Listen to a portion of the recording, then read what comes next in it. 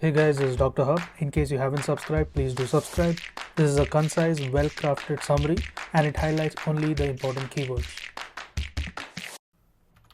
Consolidation and collapse.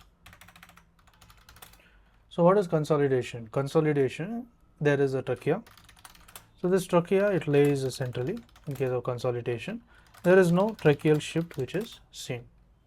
And there is a positive air broncho sign. There is a positive air bronchogram sign. So when you look at consolidation, the trachea, it lies completely centrally. There is no tracheal shift. There is a positive air broncho sign which is seen. Next is the consolidation. The consolidation, it refers to the alveolar air spaces.